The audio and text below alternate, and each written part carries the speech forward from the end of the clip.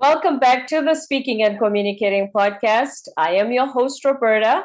If you are looking to improve your communication skills, both professionally and personally, this is the podcast you should be tuning into.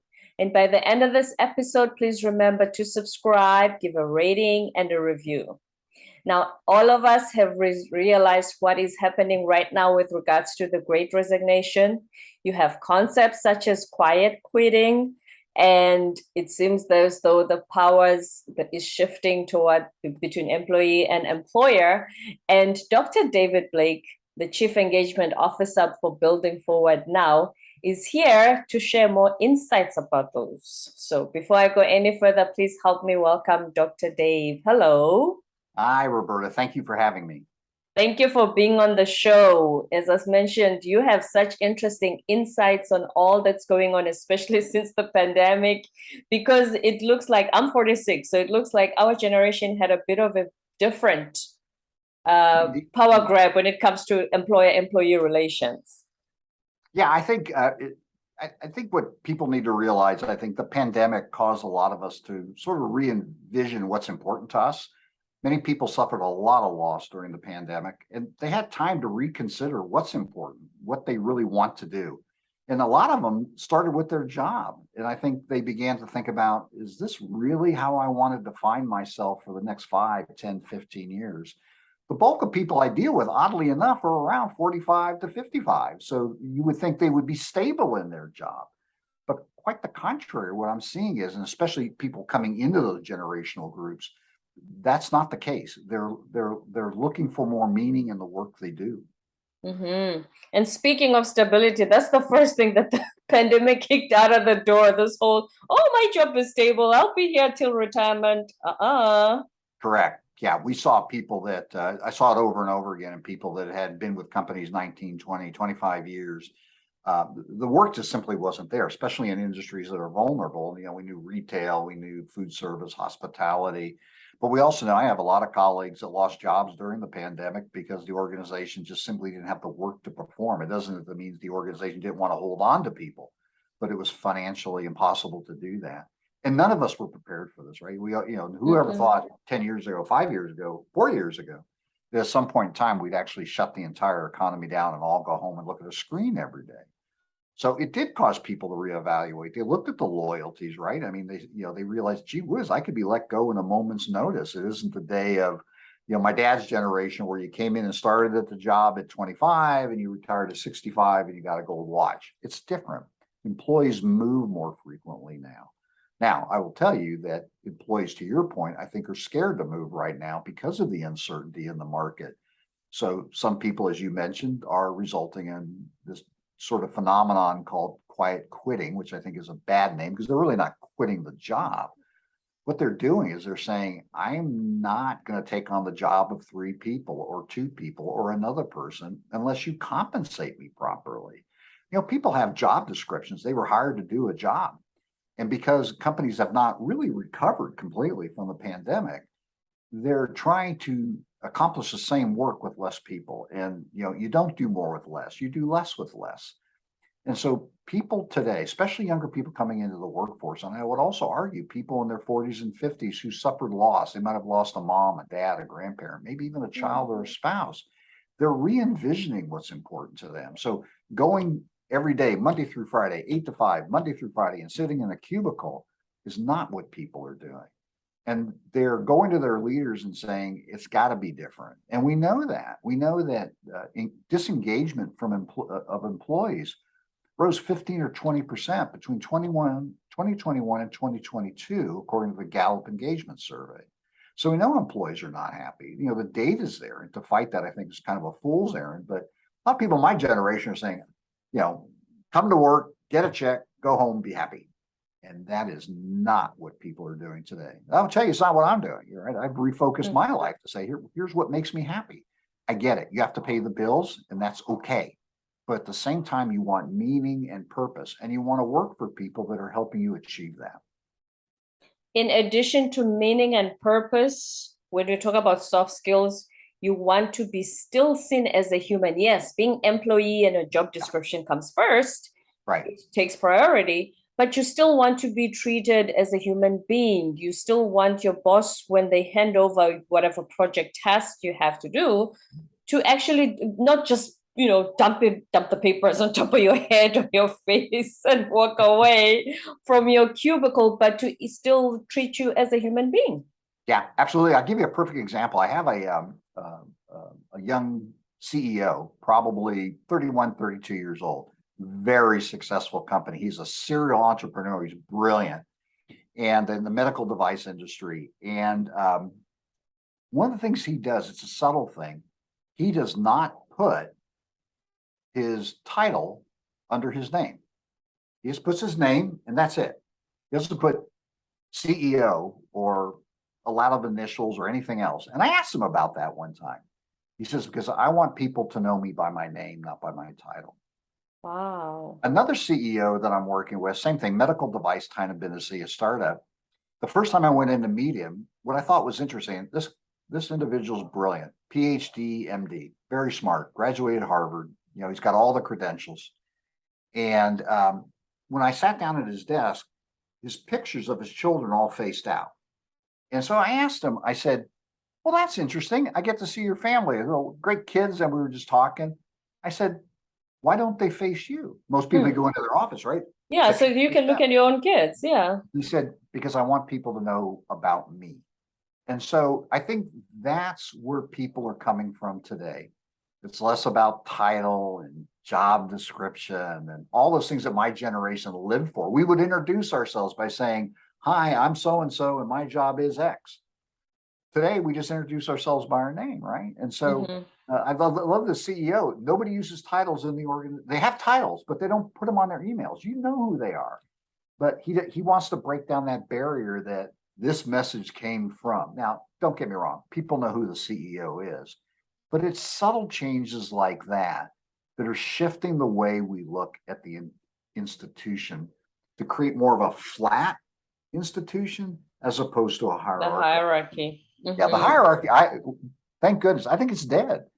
And some people still fight me on that, but I'll say it's just all the evidence around us tells us that's not where people work anymore. They want to be collaborative. They want to be in teams. They want to be there's even theories out there about leaderless teams that just function without a leader. Obviously, they require a greater degree of sophistication of the team and obviously very self-motivated team. But a lot of teams that get into like product development, engineering, design, some of the really high-tech stuff, you're dealing with people that are all brilliant. They can really operate independently. Right. And so sometimes there's this idea that we don't really need a leader. Tomorrow we need to talk to the marketing person, but today we need to talk to the R&D person. And so I think you do see some of that shifting. And quite honestly, I think it's exciting. I'm not panicked over it all. I think it's a wonderful thing, and I think the future looks bright. But I do find that some managers, obviously it's change, and we've been through a lot, and now we're asking them to really re-envision how their employees work. Speaking of which, I mean, the fact that it's been proven in surveys, it's not like you and I are making this up. Correct. Right.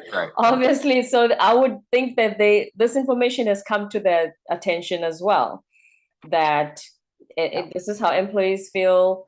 And if I'm a leader, in order for me to get on board with the program, what is it that as a leader, now that this has come to their attention, what should they do? That's a great question. I think one of the things is probably the most simple, easy, cost-effective, doesn't cost you a dime, is sit down with your employees and ask them, what's important from you, from me? Traditionally, that question is just the opposite, right? The employee asks the manager, what do you want me to do?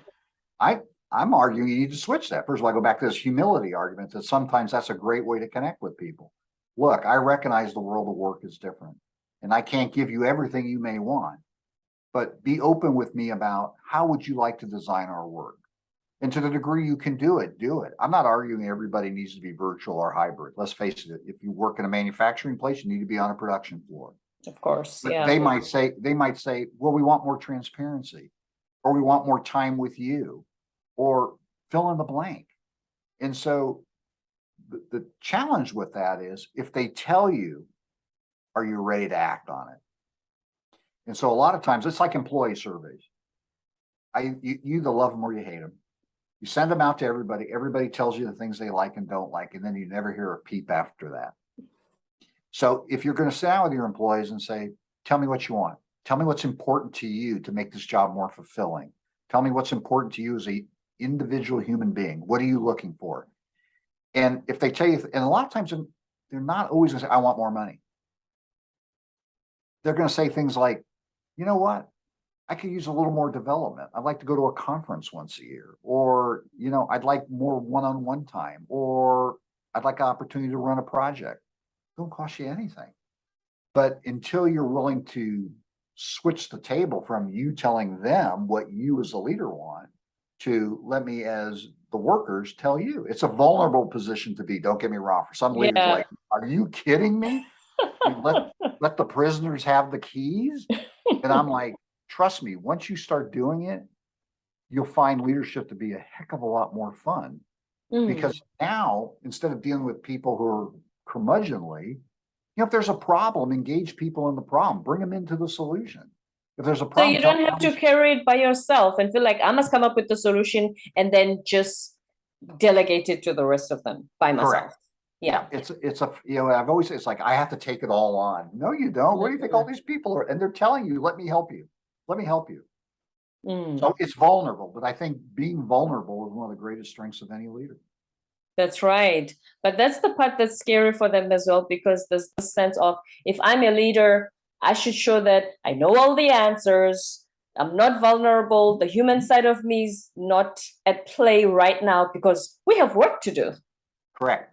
What I tell leaders is, and I always give them this advice, you're going to not know it works if you try it. So here's the people I coach. I say, here's what I do. I'm going to give you a homework assignment. So I'm going to talk like you're geeky academic. I want you to try it once. I want you to get with one person who you really trust, you're comfortable with, one of your employees, and ask them, what is something I can do to make your work environment more fulfilling? Just try it once. And then come back to me and tell me what they said. And tell me how you feel. And then we can work through that. But until it's one of those things like, I wish I had that magic wand. Say, take this pill, you'll be so comfortable with change, but I don't. But what I do tell people is you've got to be willing to at least try. And if it doesn't work, come tell me and I'll say, okay, let's talk about what may have failed in that process. But over and over again, when I work with people, I find that once they're willing to try it, it's like anything with change. When I was growing up, I didn't like broccoli. It's like I can't stand it. And my wife actually makes a really good. She broils it in the oven a little bit, put some garlic on it. And it's like, oh, I like broccoli. Actually, do you like it? Right, but I had to try it. So I tell you, leadership is like that. I'm not telling you it's going to work every single time, but if you want to guarantee failure, do nothing. Oh yes. Do nothing. So my job as a coach a lot of times is to work with leaders to say, okay, let's put our foot in the water. I'm not telling you to dive in the pool, but are you willing to give it a shot? And if they say, yeah, I say, okay, let's craft what that might look like. I don't want people to be disingenuous. I want them to be themselves. I'll give you a perfect example. I have a leader I work with who I think is absolutely phenomenal, but EQ, emotional intelligence, emotional quotient, right? And she always tells me I'm not warm and fuzzy. And I said, well, actually, I think you are. But she always says I'm not. I said, okay, I'll go with that. And she's a lawyer. So I always say, I will stipulate to your argument. I'll agree to it. But one thing she is very good at is writing. She's a gifted writer. And I always tell her, I said, well, have you ever thought about writing thank you cards? She goes, what do you mean? I said, it's a lost art. Who gets thank you cards anymore? And so many years ago, I had a mentor of mine say that every leader should have a box of thank you cards. Just put them in your drawer. And when somebody does something, write a note, put it on their desk at the end of the day, and go home. Wow. And so I had a leader who was the head of, she's retired now, but she was the chancellor of the Seattle Community College District. So it was a huge institution. She'd been there 40 years, worked her way up to be chancellor. And throughout her career, she wrote thank you notes to people all over the campuses. And when she retired, people came to that retirement with those thank you notes. Wow. Hundreds of them. So what I tell people is I do it all the time with my folks. I write thank you notes. So I told her, I said, you're a great writer. You communicate beautifully. So the sentiment is there. You're more awkward in the communication piece. Write it. And so she started doing it. Now everybody's talking about, did you get a note from the dean? Did you get a note? So it's little things like that. And it costs you, $5 to buy a box of thank you cards. I find it to be a really effective way to, and it's an old school method, right? Who writes a thank you card? No, we send e-cards on email E-cards, and Facebook. right. They're so impersonal. Right. And so I just remember that it was a great experience watching when that colleague of mine retired and people came. What did they remember about her? Those thank you The cards. Yeah, Wow. simple things. That is amazing.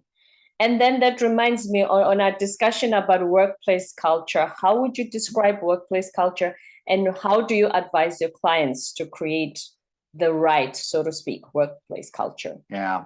So I think there's a misnomer sometimes that people, if someone's telling you, I can come in and fix your culture, I think it's snake oil. I don't believe in that. Magic wand again. There's no pill, no magic wand.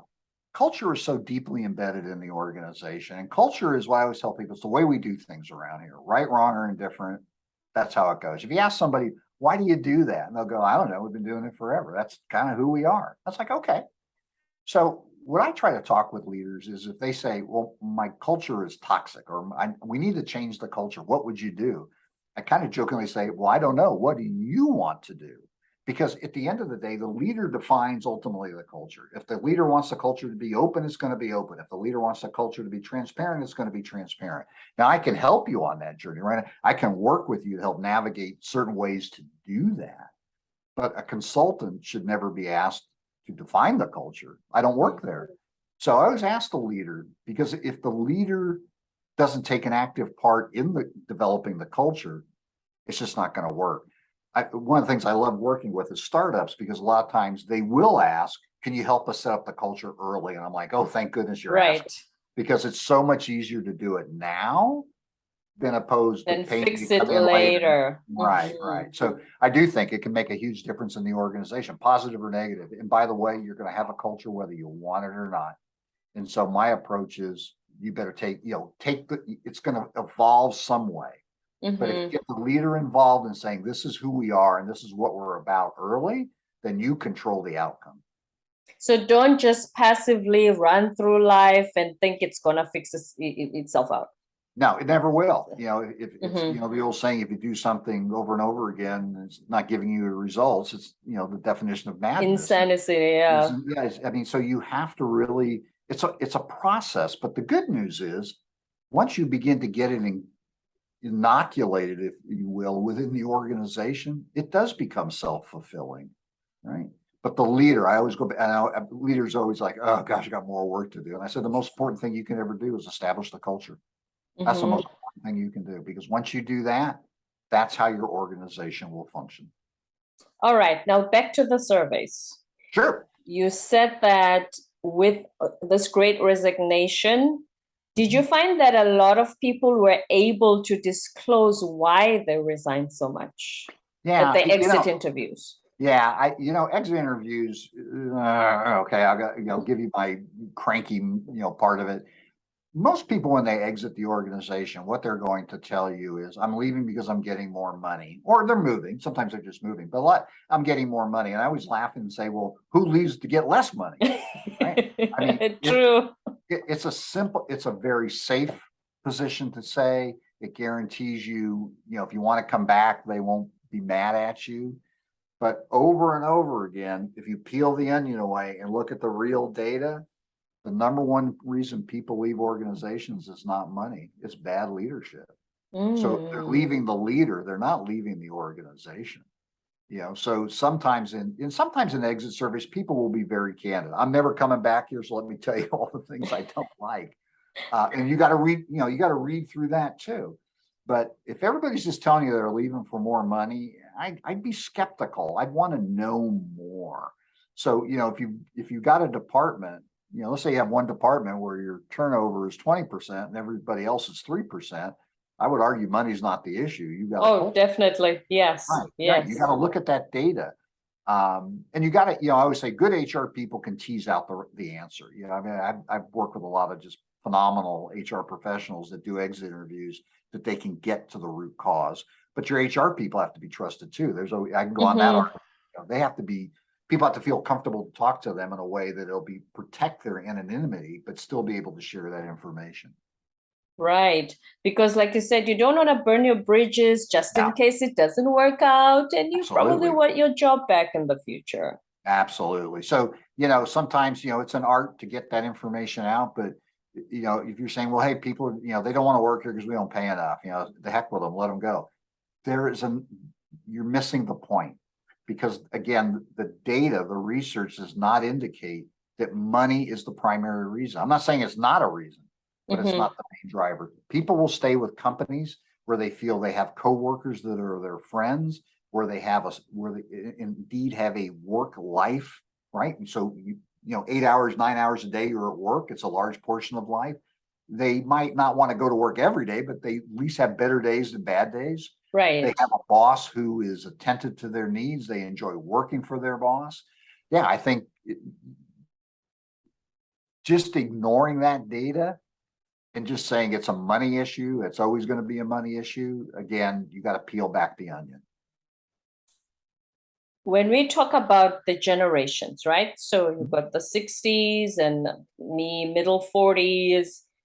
We were the generation of work as hard as you can, as many hours as possible to get the promotion, the success, the paycheck, the lifestyle, which now we define differently. Absolutely. So that's why you could call us in the middle of the night and would wake up and do the job. Yeah, absolutely.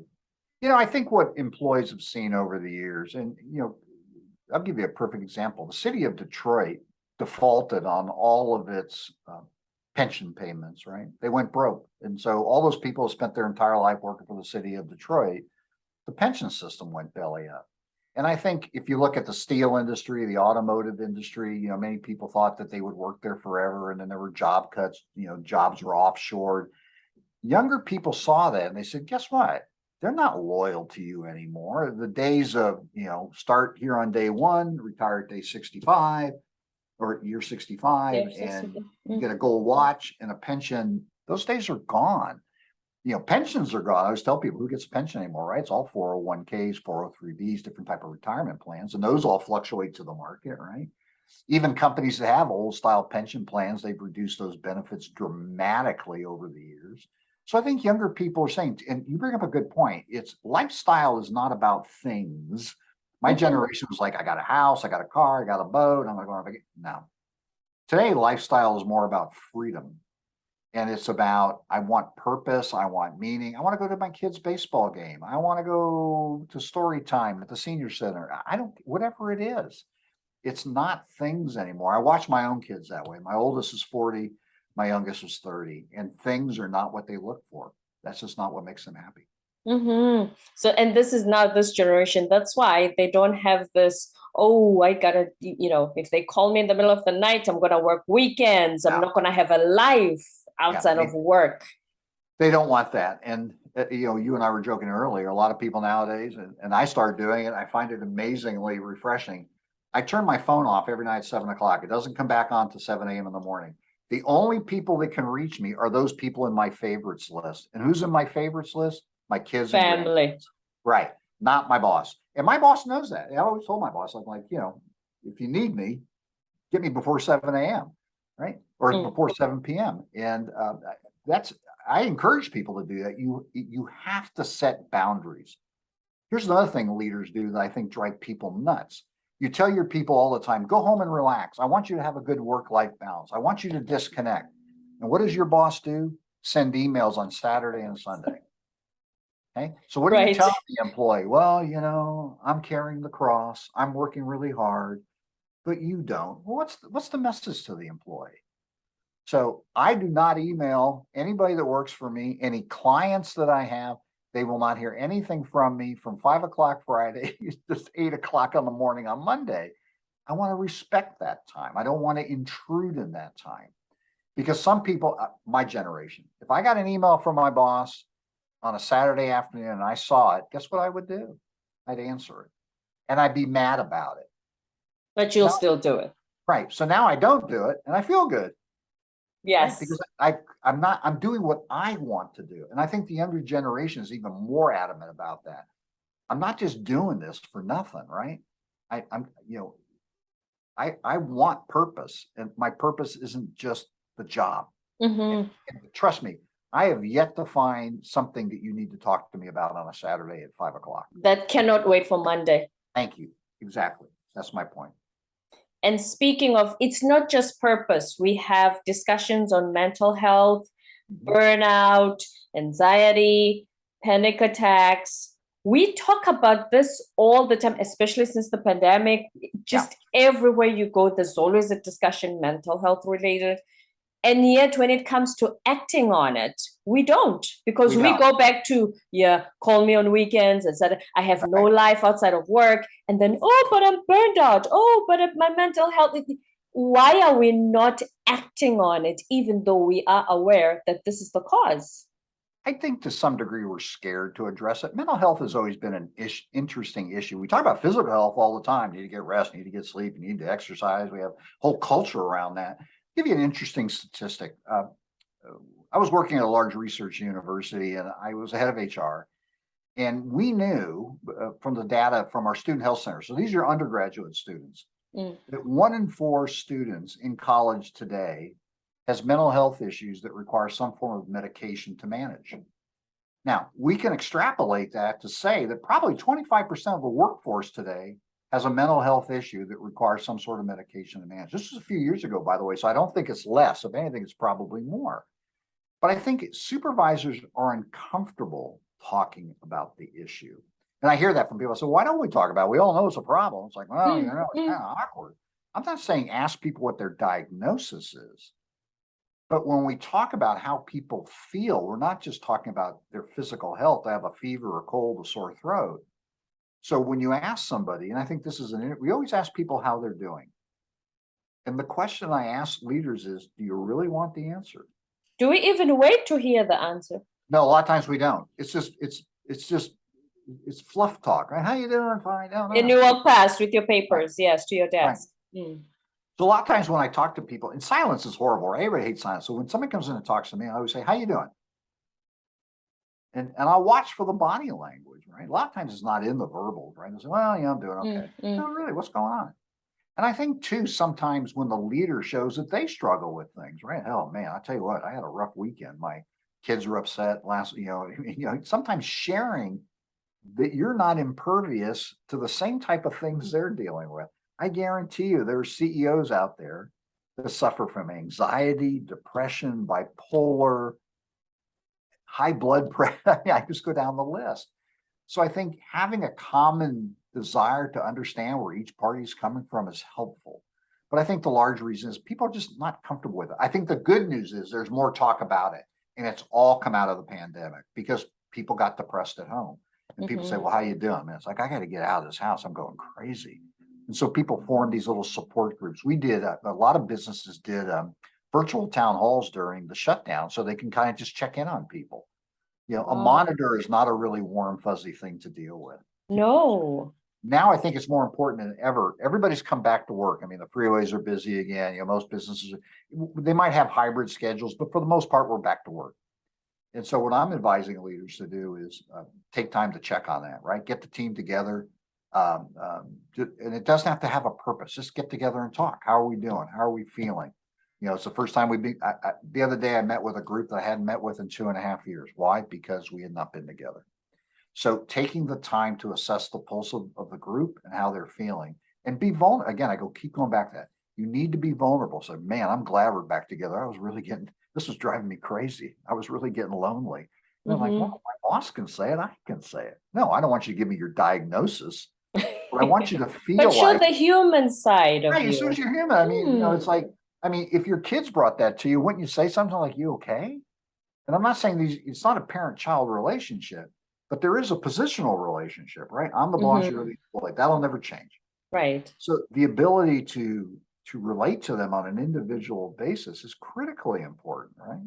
And again, younger people today in the workforce are wanting that more and more. But I see it in old, people that are in their 40s and 50s saying, I can't do this for another 10 years. So that's what, it's interesting when young people say, I can't do this. And I said, think about it. You're 25. You're going to do this for 40 more years. So then we start talking about, well, what could I do to make it different, right? And sometimes that requires you to shift your focus from maybe even a different career.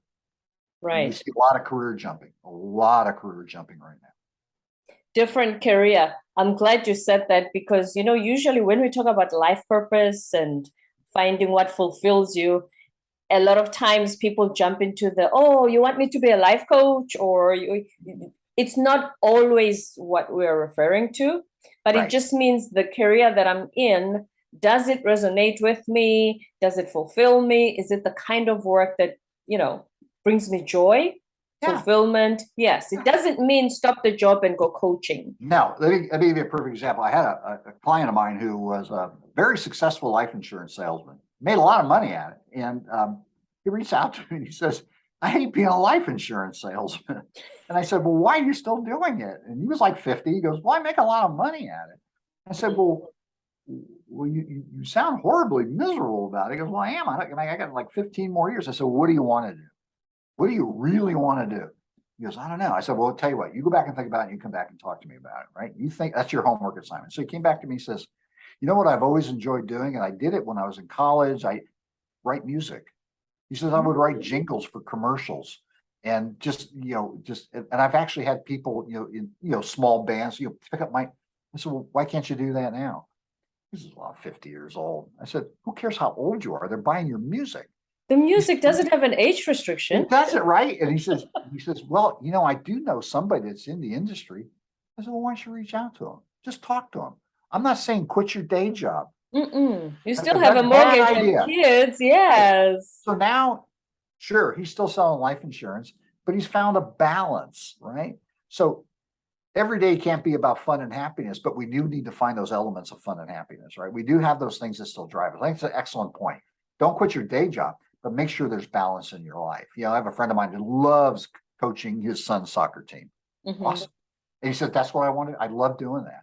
Great. He does it after work. He does it on weekends. It brings him fulfillment. So when I asked him on Monday, how are you doing? Guess what he talks about? Soccer. The soccer team. Right. Exactly. So keep your insurance job, switch off your phone evening and weekends so that you do the jingles. Correct. And find something that's going to give you joy. Find something that gives you joy. Right. So we're not saying that turn your life around, turn it upside down and ruin everything and the people around you. Yeah, that would be, they'd be like, are you serious? No, but because even I would say, in my life, I've begun to transition more to those things that bring me passion, but I'm also closer to retirement. So the beauty of retirement is, guess what? I get to do what I want to do. To some degree. If I want to work, I work. If I don't want to work, I don't. But I think for a lot of people in their working years, they have to find that balance, right? They say, okay, I'm going to go to my job because that pays the mortgage. But I always go back to what really makes you happy. And in this case, life insurance didn't, but writing music did. Right. So he has that work-life balance. Got a great balance. He's doing great. He's actually, made a few bucks. I mean, he's not going to be the next guy writing the next, movie theme, but it's something he really enjoys doing and makes him happy. Right. And Dr. David Blake, before you go, please share with us just last words of wisdom. Pause and take time to give people grace in today's work world. Everybody has huge struggles they're facing today, whether it's the economy, whether it's mental health, whether it's raising blended families, whether it's a single mom or a single dad. When you see your employees struggling, before you decide to, as I say, lower the hammer, take a moment to realize that they might be suffering from something you have no idea about. If you really want to create a loyal employment workforce, sincerely ask them, is there something else going on that I might need to know about or that I can help you with? And I guarantee you, if I can give a guarantee, that if you do those things, it's not going to guarantee people will stay forever, but it will definitely reduce the fact. And people will remember you for that. They won't remember you for your performance reviews writing skills, but they'll remember the fact that you cared about them. And I think that's critically important. Words of wisdom from Dr. Dave Blake. Thank you so much for being on the show today. This has been wonderful and very helpful. Great, Roberta. Thank you so much for having me as well. And before you go, where can we find you on social media so we can continue this conversation? Absolutely. Just hop on my buildingforwardnow.com is my website. And you can Facebook me on the same Building Forward Now, and it'll pop up as well. And I'm on LinkedIn under Dr. Dave Blake. Building Forward Now, Dr. Dave Blake, the HR professional and a great resignation specialist, as I call you. Great. Thank you, Roberta. Thank you very much for being on the show. My pleasure.